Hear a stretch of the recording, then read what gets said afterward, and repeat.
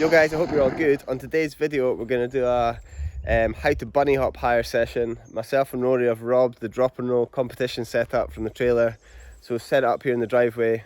We're going to start off small and just go through our techniques. Rory's not done too many bunny hops like over stuff, it's usually been onto stuff, so hope we're going to help him out with this technique a bit and get him hopping higher, and hopefully you guys will be able to use some of the techniques we go through here. I do actually have a bit of a more basic bunny hop tutorial on my channel that will go through the real basics of basically just getting your wheels off the ground.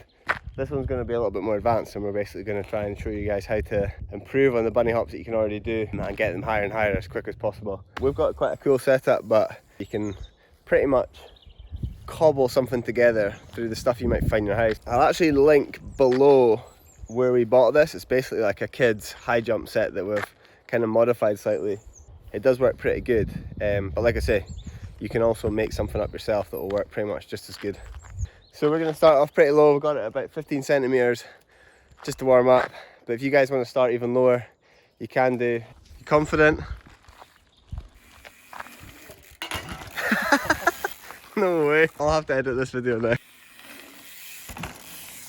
Any pointers? Not that they should be taking them from you after that atrocious first attempt. Watch where you're taking off, and tuck your back heel in more than you think you need to. Nice. Oh, 70, confident. You did just knock over. So as Rory's pretty experienced, we're going to go straight up to 70 centimeters and we'll see how he gets on. Nice. So you'll see from his technique there, now he's gone a little bit higher, just twisting his body a little bit. And that just helps get that back wheel tucked up into his body to clear the higher height. Should we go a wee bit higher? I feel like we've already confused things a bit much. Go to 85. As you get higher, as you're going to see with Rory, we're going to have to start tucking to a certain side, and we're going to just show you which ways you guys want to be tucking for maximum height. Rory's left foot forward and I'm right foot forward, so we're going to show slow-mos now that will give you an idea of which way you should be tucking for maximum tuckage. There.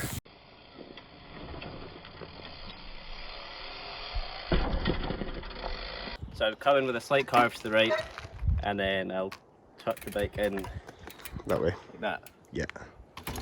With my left foot closest to the bar. Yeah. He is left foot forward and I'm right foot forward, so you guys by this stage will probably know which one feels right for you. If you don't, just kind of take a few runs around and try and level your pedals and you'll feel what's most comfortable with. It'll become pretty obvious. Rory's left foot forward, I'm right foot forward.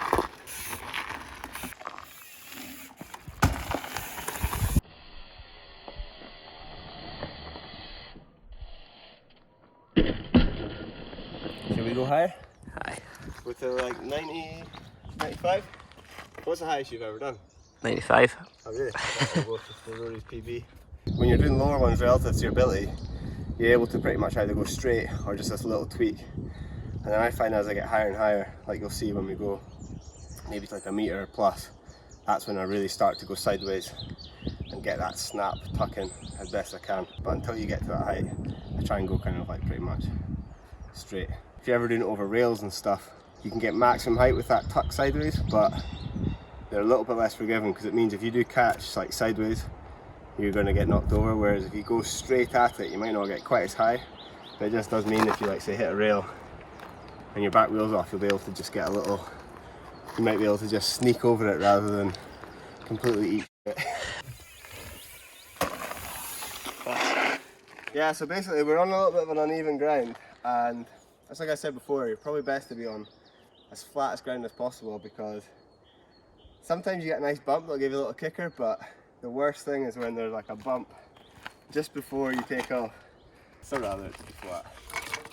The drop and roll bunny hop contest is always like a battle between what's going to work for like a left foot forward person or a right foot forward person isn't necessarily the same if you're on an even ground. So hopefully I've not screwed Rory over too hard here. Hopefully not.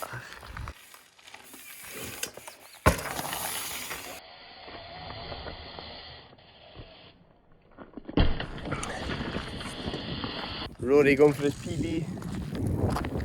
Hopefully I can give him some pointers Well, we've already established I'm pretty much the worst teacher ever.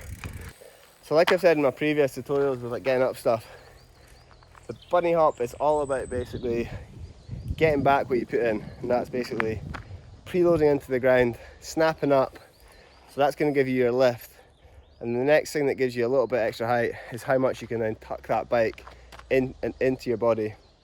And that's why we're talking about this sort of sideways tuck, because that's what really maximizes the amount you're able to pull that bike up and into yourself and get over as high as bar as possible. Yo! That was nice. Pretty close though. Yeah, no, but you got like a good tuck. As you get higher, it's all about getting those wheels as level as possible, because it's usually going to be your front wheel that's going to be higher. If you think of yourself out there, your back wheel's just going to trail and it's not that bar over. If you can just pull that up to level, even if it means your front wheel going a little bit lower, it means the lowest point between the wheels will obviously be higher, and you're going to be getting over higher bars.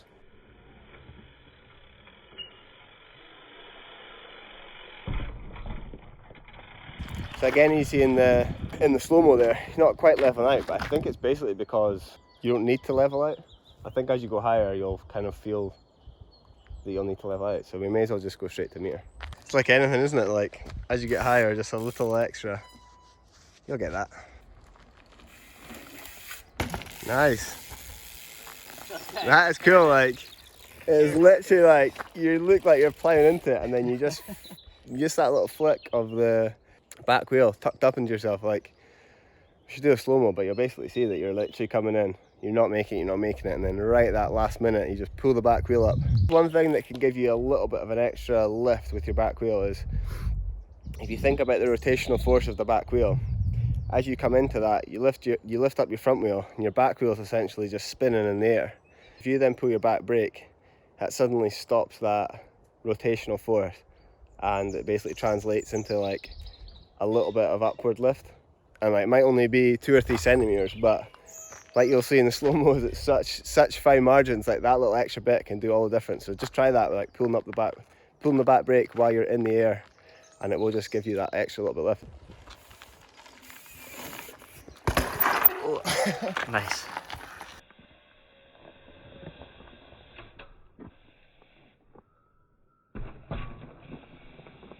I can only really do the technique once I get to like a meter, like the sort of tucking technique.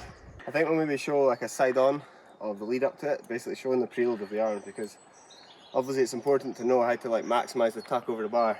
It is literally all about just really exaggerating those moves. Like, if you think you're pushing hard into the ground and snapping up hard, you need to just like think about it even harder and literally just like push down so hard, pull up so hard, and just be like super physical with it, because it's basically the only way you're going to get that upward trajectory.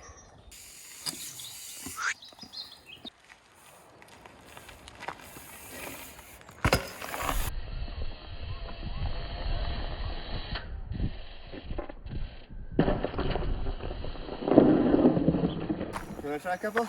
Yep. Oh, wait a minute. I just realised something. If we put this video out on Sunday, it's going to be Raspy's birthday.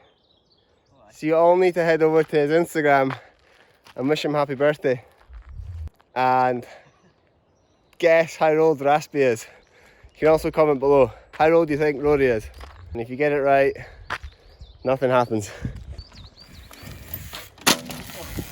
All that birthday chat going in his head. Look at the state of this, Rory. Yo!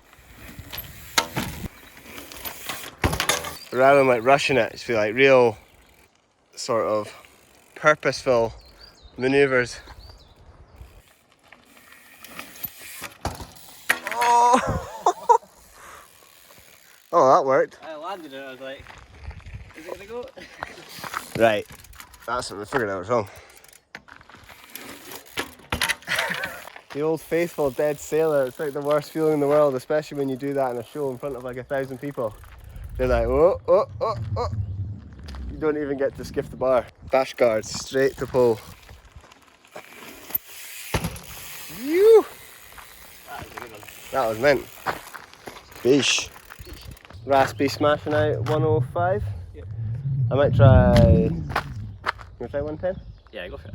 Can't believe we're gonna have to shave our heads in one of these videos as well. Like. I'm not feeling too confident about this one though. Quite surprised about that. That's class. Didn't quite level out. It could definitely level out a little bit better, but.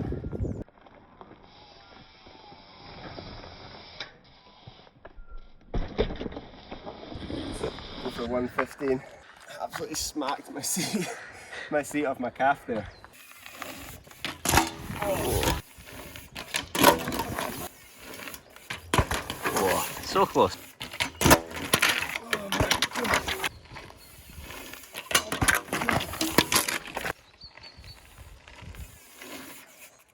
Keen. Right, I'll go for 118. Maybe I'll try and push ourselves. Straight over it.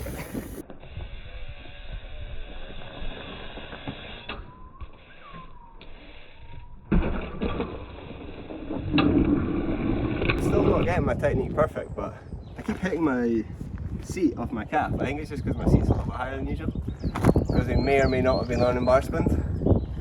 Pretty happy with that one, so we'll probably call it a day. It's good to see Rory get his hops a bit higher, and hope you guys got some good pointers for yourselves. If you do have any more questions, please just comment below and I'll do my best to get back to you. Be sure to head over to Rory's Instagram, give him a follow, wish him a happy birthday, comment below how old you think he is, and if you do want to see some more videos from this channel, please hit subscribe and we'll catch you in the next one. Peace!